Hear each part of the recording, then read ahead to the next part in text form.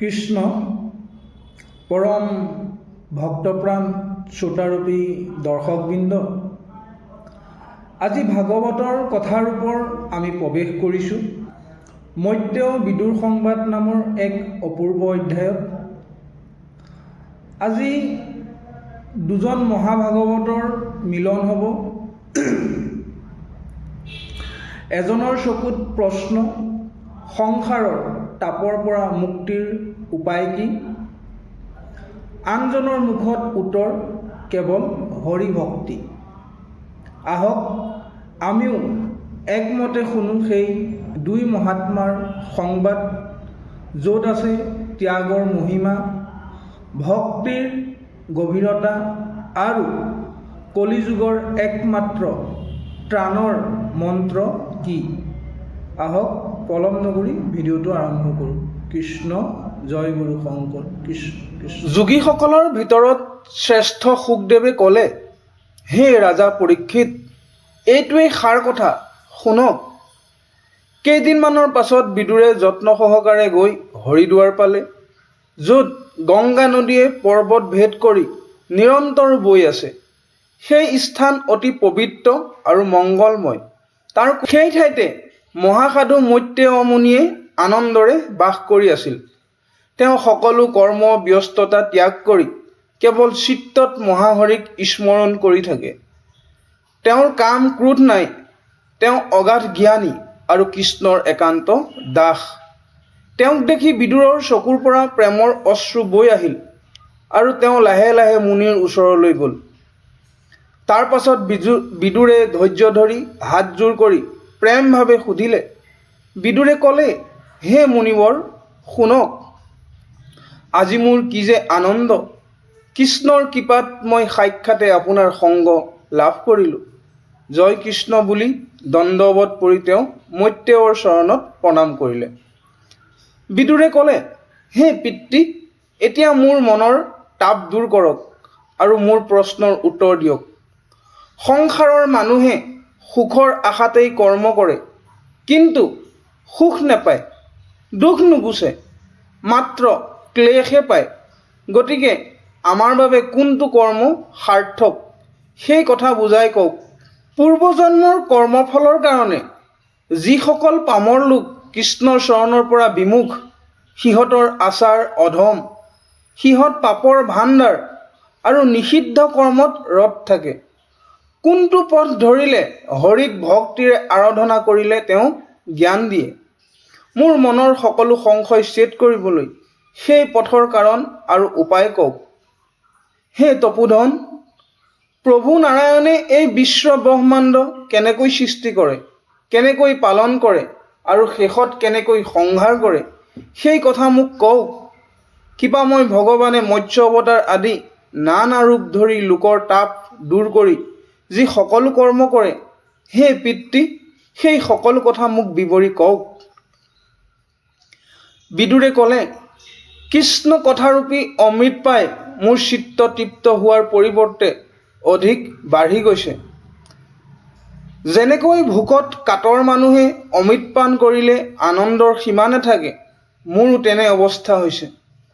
প্ৰভু নাৰায়ণে যিবোৰ তত্ত্বৰ দ্বাৰা এই ব্ৰহ্মাণ্ড নিৰ্মাণ কৰিছে আৰু য'ত সকলো প্ৰাণীয়ে বাস কৰে, সেই কথা আমি নিজ চকুৰে দেখি প্ৰমাণ পাওঁ।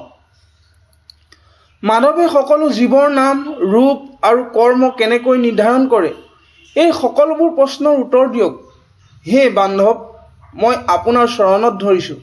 যদি আপুনি কয় যে মহাভাৰত পঢ়োঁতে এইবোৰ কথা শুনিছাই, তেন্তে হে মুনিবৰ, তাৰ উত্তৰ শুনক, মই যুক্তি সহকাৰে ক'ম। ব্ৰাহ্মণ, ক্ষত্ৰিয়, বৈশ্য, শূদ্ৰ, এই চাৰিও বৰ্ণৰ যি ধৰ্ম, সেইবোৰৰ সকলো মৰ্ম মই পিতৃ ব্যাসদেৱৰ মুখৰ পৰা বাৰে বাৰে শুনিছোঁ। কিন্তু সেইবোৰ শুনি মোৰ মনত শান্তি নাহে, কাৰণ তাত অতি অলপ সুখহে পোৱা যায়। নাৰদ আদি পৰম আনন্দিত ঋষিসকলে আপোনাৰ যজ্ঞত যি কৃষ্ণ কথা গায়, মই সেই কথা শুনিব খোজোঁ। কৃষ্ণ কথা হ'ল অমৃতৰ ভাণ্ডাৰ। ইয়াত কেতিয়াও বিৰক্তি নাহে। ইমান নিৰ্দয় কোন আছে যে কৃষ্ণ কথামৃত পাই বিৰক্ত হ'ব। এই কথা মানুহৰ কাণৰ মাজেৰে সোমাই ঘৰ সংসাৰৰ প্ৰতি থকা আসক্তি কাটি পেলায়।